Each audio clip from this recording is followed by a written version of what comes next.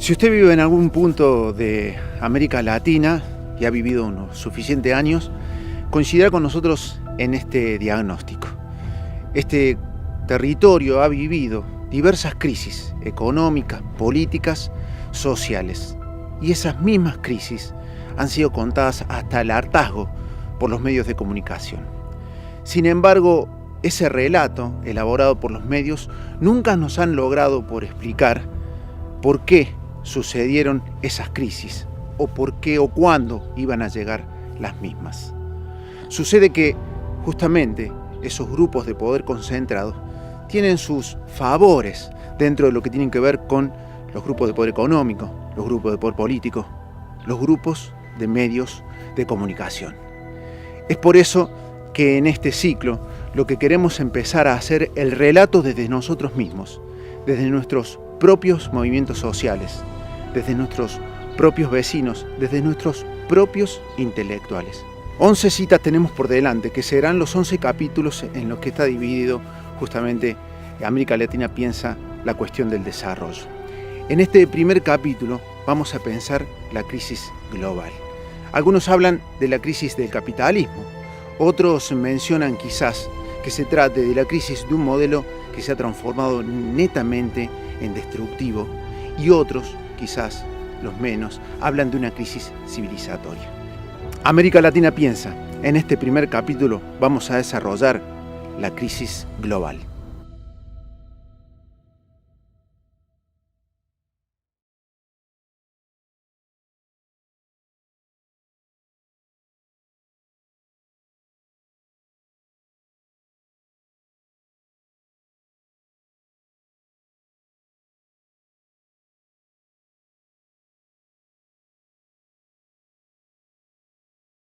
Si usted vive en algún punto de América Latina y ha vivido unos suficientes años, coincidirá con nosotros en este diagnóstico. Este territorio ha vivido diversas crisis económicas, políticas, sociales. Y esas mismas crisis han sido contadas hasta el hartazgo por los medios de comunicación. Sin embargo, ese relato elaborado por los medios nunca nos han logrado por explicar por qué sucedieron esas crisis o por qué o cuándo iban a llegar las mismas. Sucede que justamente esos grupos de poder concentrados tienen sus favores dentro de lo que tienen que ver con los grupos de poder económico, los grupos de poder político, los grupos de medios de comunicación. Es por eso que en este ciclo lo que queremos empezar a hacer el relato desde nosotros mismos, desde nuestros propios movimientos sociales, desde nuestros propios vecinos, desde nuestros propios intelectuales. 11 citas tenemos por delante, que serán los 11 capítulos en los que está dividido justamente América Latina piensa la... Antes la competencia era insuficiente. Teníamos productos buenos, pero muchas veces el consumidor debía conformarse con lo que había sin poder comparar.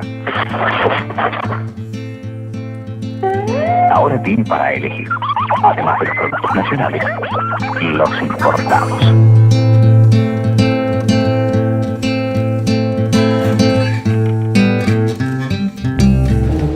El objetivo inicial del neoliberalismo era desregulamentar, sacar límites para que el capital circulara libremente, con la idea de que la libre circulación de capital retomaría la inversión económica y con eso todos ganarían. No fue lo que pasó.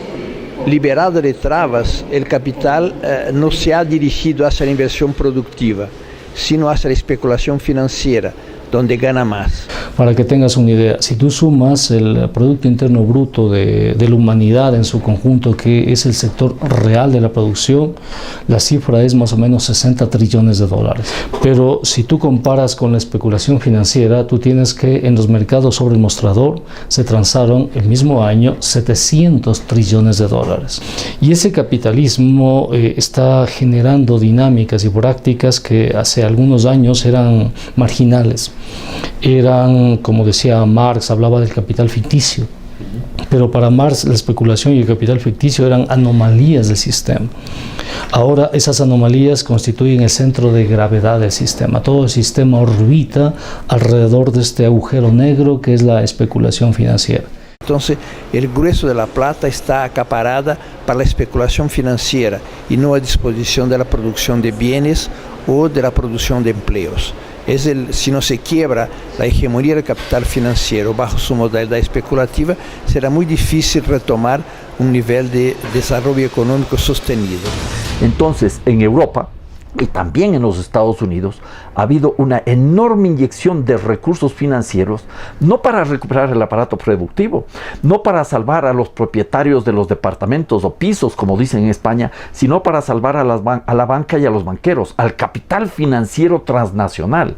Y esa enorme cantidad de recursos que no ha podido ser canalizada hacia el aparato productivo que está en crisis, lo que ha hecho es seguir manteniendo las presiones especulativas. Y así tenemos que no solo hay una demanda de bienes importantes como el petróleo, los cereales, para atender determinadas necesidades de los seres humanos, la energética o la alimenticia, sino que hay una demanda especulativa. Gran parte de las inversiones o de las actividades comerciales vinculadas al petróleo, a la minería, a los cereales, a los alimentos en general, está vinculado a la especulación. Yo más bien tiendo a pensar que la dimensión de crisis es un aspecto secundario. Yo creo que vivimos más bien un tiempo de expansión acelerada del capitalismo, es decir, de desarrollo del capitalismo. Entonces, cuando nosotros, los países del sur, estábamos en crisis, no había crisis del capitalismo, sino que las crisis de los del sur eran parte de esas dinámicas esperadas de quienes perdían en el contexto del desarrollo global. Ahora, sorpresivamente, cuando después de muchas décadas la crisis es en los países del centro, es en los países industrializados, esto se toma como una crisis de todo el capitalismo. Pero si nosotros vemos qué sucede en Asia, qué sucede en América Latina y en buena parte de África, ustedes van a ver altas tasas de crecimiento económico en muchos países, expansión de la inversión entre estos países, crecimiento del comercio. Está expandiendo a territorios donde antes no había este tipo de relaciones de producción. De hecho, primero todos los territorios que eran parte del bloque soviético se han privatizado y han entrado en una dinámica capitalista en muchos lugares salvajes, ¿no? China también está en un proceso de industrialización y de crecimiento capitalista intensivo, y en la medida en que crece China también lo está explotando de manera más intensiva África y América Latina. De 2008 para acá, 6 años, la desigualdad en el mundo creció. O sea, la riqueza de los más ricos aumentó. Lo que ha habido, si acaso, es una profundización de los rasgos más depredadores del capitalismo. Hoy en día lo que estamos es ante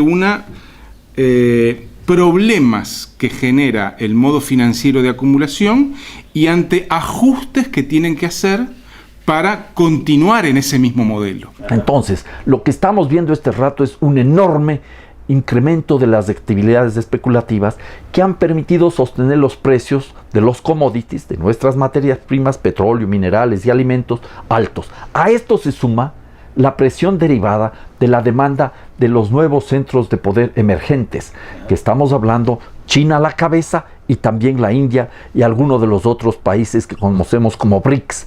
Eso no se puede decir que el capitalismo está en crisis. Estamos en crisis nosotros. ¿Por qué? Porque cada vez más descargan sobre nosotros las consecuencias de lo que se llama acumulación por desposesión o por despojo o acumulación por robo. Bueno, el capitalismo está no solo en crisis, sino está en la crisis más profunda de su historia. En ninguna otra crisis anterior, tomemos las dos más grandes del último siglo y medio, la de 1873 1896, que duró 23 años, y la crisis de 1929, que termina con la Segunda Guerra Mundial, ninguna de esas dos crisis tenía la combinación, la articulación de elementos tan graves como la crisis del agua, la crisis del petróleo, el tema del cambio climático, la financiarización de la economía y su impacto recesivo. Es decir, hay un conjunto de situaciones que demuestran de que realmente estamos en presencia de algo absolutamente único. Por eso yo creo que es una crisis civilizatoria, es la crisis de la civilización del capital más de la crisis de un modelo de organización económica. Ya no comparto el punto de vista de la disfuncionalidad y la contradicción. Ahora el capitalismo utiliza la crisis para asegurar la regulación del sistema.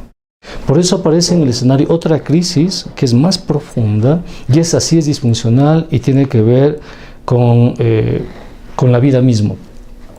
Tiene que ver con las condiciones que garantizan la sobrevivencia de la vida humana sobre la Tierra.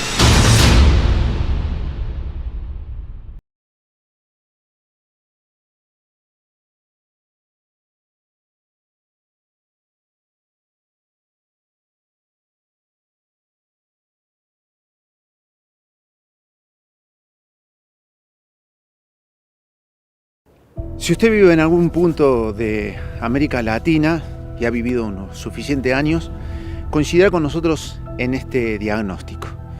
Este territorio ha vivido diversas crisis económicas, políticas, sociales. Y esas mismas crisis han sido contadas hasta el hartazgo por los medios de comunicación. Sin embargo, ese relato elaborado por los medios nunca nos han logrado por explicar por qué sucedieron esas crisis, o por qué o cuándo iban a llegar las mismas.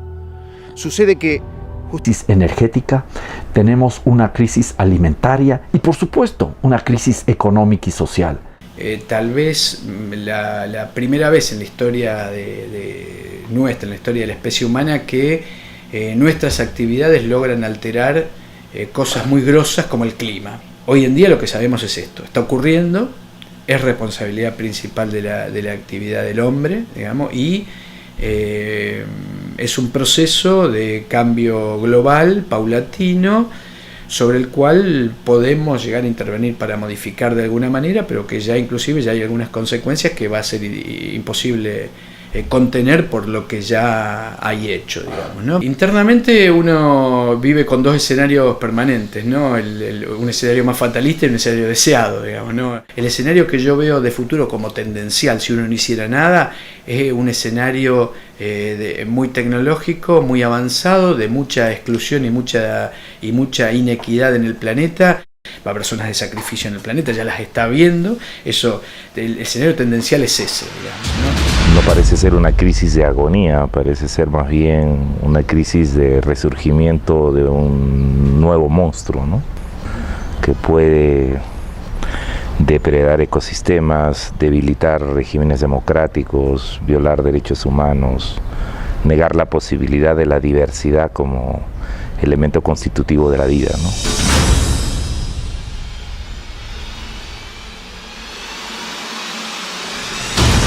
Produto bruto interno total del sistema económico mundial aporta como 80 o millones de dólares.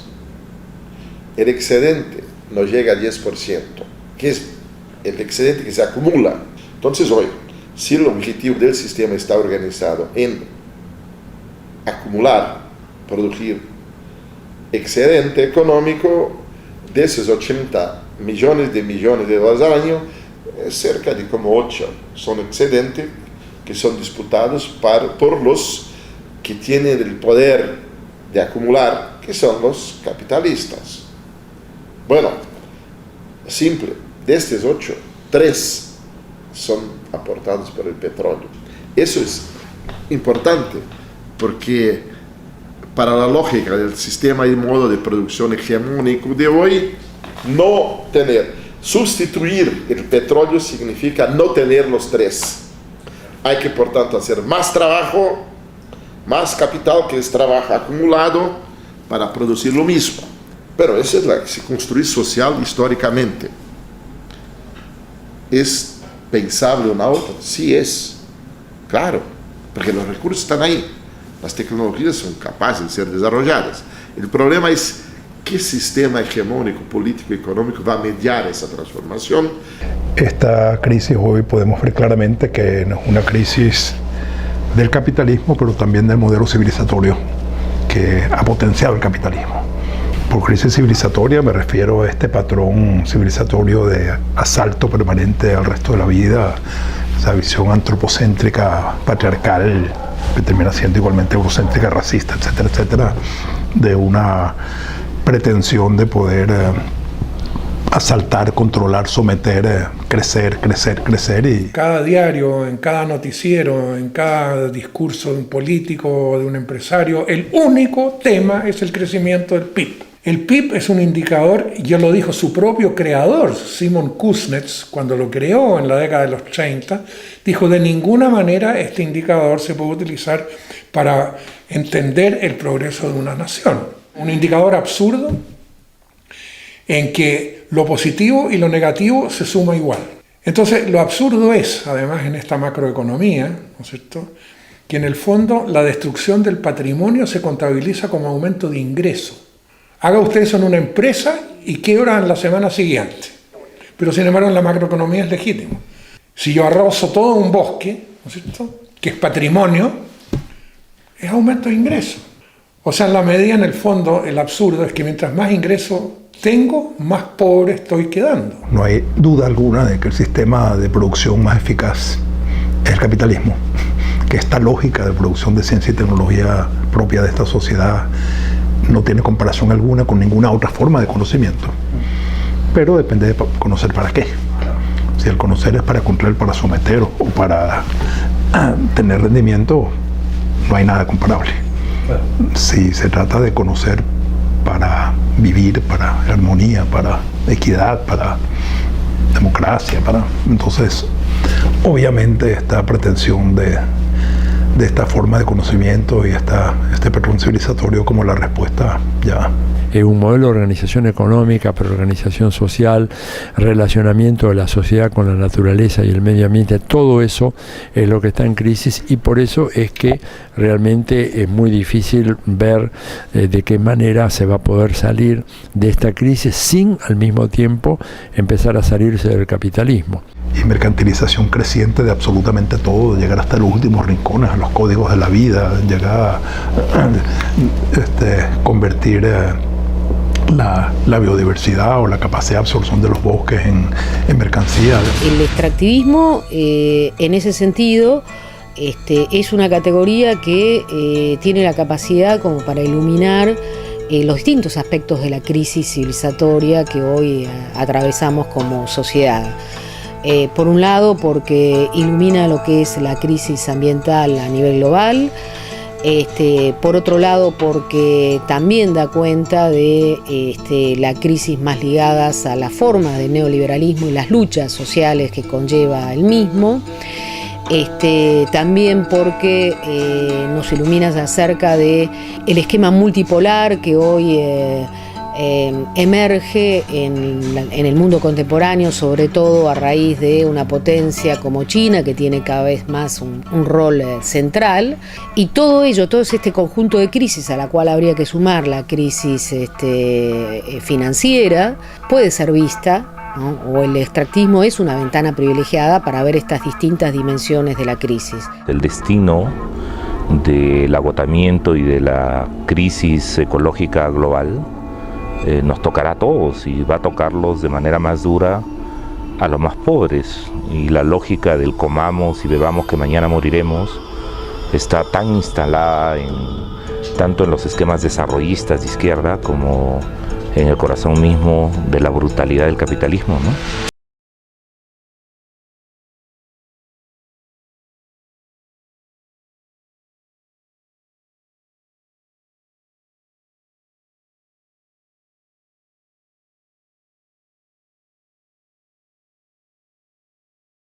Si usted vive en algún punto de América Latina y ha vivido unos suficientes años, coincidirá con nosotros en este diagnóstico. Este territorio ha vivido diversas crisis económicas, políticas, sociales. Y esas mismas crisis han sido contadas hasta el hartazgo por los medios de comunicación. Sin embargo, ese relato elaborado por los medios nunca nos han logrado por explicar por qué sucedieron esas crisis, o por qué o cuándo iban a llegar las mismas. Sucede que justamente esos grupos de poder concentrados tienen sus favores dentro de lo que tienen que ver con los grupos de poder económico, los grupos de poder político, los grupos de medios de comunicación.